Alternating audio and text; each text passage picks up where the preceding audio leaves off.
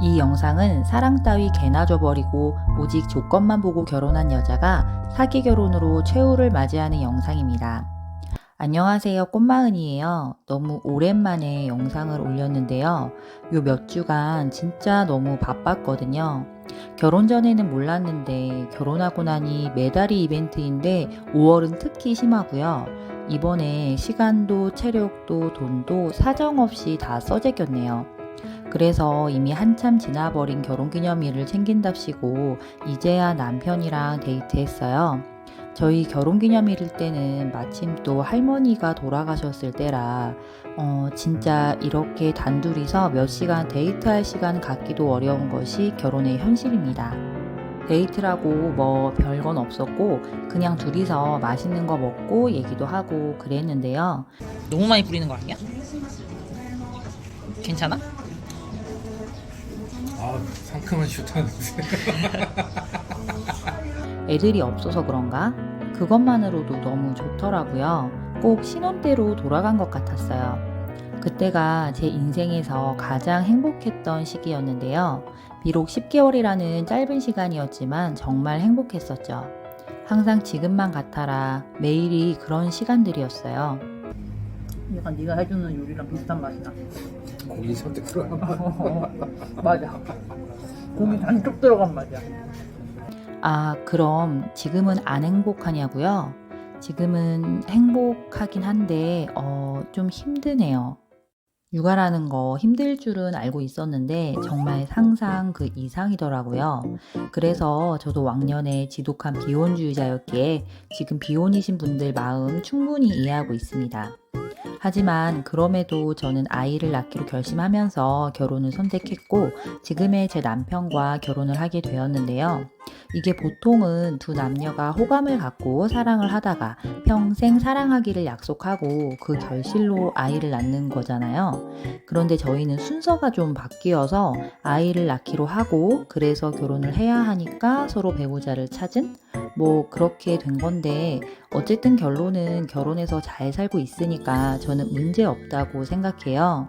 그런데 저의 이런 과정을 알고 있는 주변의 몇몇 지인들은 저희 관계를 좀 신기하게 보긴 하는데요. 진짜 애 낳으려고 결혼한 거냐? 둘이 정말 사랑하지 않는데 정략 결혼이라도 한 거냐? 누가 보면 너희가 대단한 집안이라 어쩔 수 없이 정략 결혼한 줄 알겠다 등등. 솔직히 말씀드리면 저희는 사랑 없이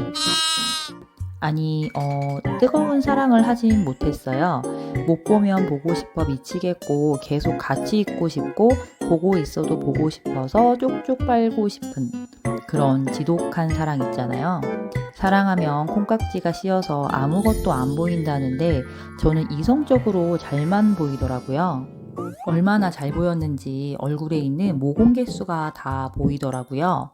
사랑이라는 필터링이 없으니 일부러 단점만 찾는 것 같기도 했어요.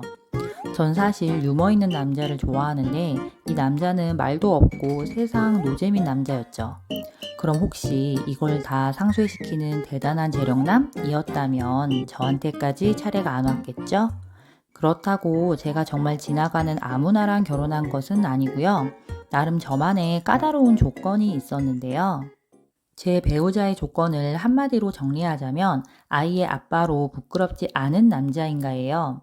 이 말 한마디에는 여러 가지 의미가 있는데요. 일단 가정 파괴 5대 요소인 바람, 도박, 술, 무능력, 폭력 여기에 해당이 되어서는 안 되고요. 친구를 너무 좋아한다던가 사치스러운 취미나 소비를 즐긴다거나 등 가정을 소홀히 해서도 안 되고요. 인색하여 베풀 줄 모른다거나 부모에게 싸가지 없게 한다던가 등 인성 문제가 있어서도 안 되고요.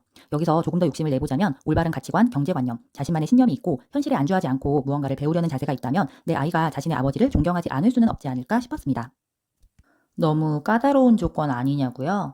네, 맞아요. 그래서 이 조건이 맞으려면 다른 조건까지 내세울 수는 없었어요. 저도 양심이 있지요. 그래서 나머지 조건은 다 포기했어요. 정말 연애와 결혼은 다르기에 결혼할 때는 사랑은 보지 말고 이런 조건들을 봐야 한다고 생각했고 전 정말 저만의 조건에 부합하는지를 체크해서 보았는데요. 저 아무래도 이 결혼 사기 결혼 어떤 친구는 무슨 직원을 뽑냐고 했었는데 어쩌면 그 말이 맞는 것도 같아요. 저는 결혼은 과제를 함께할 팀원을 뽑는 거라고 생각했는데요. 왜 팀원 잘못 걸리면 과제 준비도 안 하고 발표도 안 하고 심각하면 에라 모르겠다. 그 팀 학점은 다 같이 F 가는 거잖아요. 저는 그런 인간이랑은 같은 팀을 하고 싶지 않았거든요. 그렇다면 나는 누구랑 결혼이라는 과제를 어떻게 함께 풀어갈 것인가? 그리고 전 꼭 A 학점을 맞을 필요는 없다고 생각하고요. 그래서 결론은 제법 괜찮은 방법이었어요. 우선 별다른 문제가 없는 사람이다 보니 트러블이 없었고 저를 팀장시켜줘서 제 맘대로 하게 해줬고요. 그리고 둘 다 아이를 갖고 싶어 했고 종교적으로도 잘 맞았습니다. 전 행복했어요. 그래서 내가 맞았구나. 역시 결혼에 사랑 따위는 필요하지 않았구나. 심지어 사랑한다며 결혼한 친구들 중 남편이 이제는 꼴도 보기 싫다거나 저 자식 때문에 내가 죽거나 아니면 내가 죽일까봐 이혼한 사례들이 저의 이 논리를 뒷받침해 주었죠.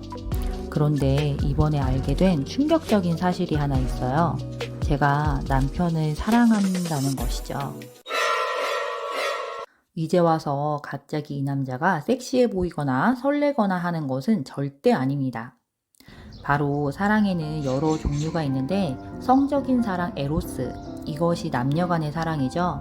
전 유통기한이 짧은 이 사랑을 믿지 않았기에 절대적인 사랑, 아가페적인 사랑을 해보겠다고 자식을 낳았고요. 그런데 상대를 측은하게 생각하고 충성하는 마음, 헤세드라는 사랑이 있대요. 측은하게 생각하는 것. 이것은 사랑이 아니라 동정심 아닌가? 그런데 조금은 다르더라고요. 이 사랑은 처음 본 사람이 아닌 신뢰를 바탕으로 하여 친절한 행동을 하게 만드는 사랑이래요. 우리가 지나가다 노숙자님들을 보면 동정할 순 있으나 신뢰하는 건 아니잖아요. 남편이 떡집에서 새벽부터 중노동을 하고 돌아오면 너무 피곤한 나머지 기름 범벅인 몸으로 소파에, 바닥에, 침대에 아무데나 대자로 뻗어버리는데요. 그래, 힘들었을 텐데 그냥 자라 하고 둬요. 뭐 그 침대랑 소파는 나중에 버리면 되니깐요. 그리고 코스트코에서 필요하지도 않은 과소비할 때 기분 전환하라고 그냥 두기도 하고요. 상대를 측은하게 여기는 마음. 돈 버느라 육아하고 집안일 하느라 결혼 생활 동안 수많은 역경과 풍파를 맞아가면서 얼마나 고생했는지 다른 사람은 몰라도 서로는 알아주는 그런 마음. 부부는 그런 마음이 있어야 하는 것 같아요. 그리고 그 추억을 가지고 사는 부부들은 늙어서도 손을 놓지 않는 것 같고요. 헤세드라는 사랑을 알게 되었을 때 저는 제가 남편을 사랑한다는 걸 알았습니다. 제가 결혼 전에는 남편한테 진짜 못되게 굴었었는데 그때 제 성질 다 받아주면서 끝까지 친절한 그 모습에 내가 뭐라고 이 남자한테 이렇게까지 구나 싶었어요. 전 무심하고 말투가 고운 사람이 아닌데 자상한 남편의 모습에 저도 이 사람한테는 함부로 대하기가 부끄러웠죠. 네, 저도 결혼식장 들어가면서 이 결혼 잘하는 거 맞나 반신반의했었는데 이렇게 8년 동안 살아보니 제 선택은 틀리지 않았다고 이제야 자신 있게 말할 수 있고요. 이래놓고 몇 년 후에 저 이혼 브이로그 찍는 거 아니죠? No. 어쨌든 그래서 결혼은 어떤 남자랑 해야 하냐고요? 제가 처음에 말했던 결혼의 조건 아니면 여러 가지 조건들이 있죠. 이런 조건 다 중요한데요. 서로 신뢰하고 측은하게 여길 수 있는 사랑, 그런 사랑이 있다면 결혼하기에 충분할 것 같습니다. 대신 그런 사랑을 주고받을 수 있는 가치 있는 사람인지 잘 판단해야겠죠. 사랑 따위 절대 안 믿는다더니 요즘 마음이 말랑말랑해진 INTJ 아줌마네요. 저 봄 타나 봐요.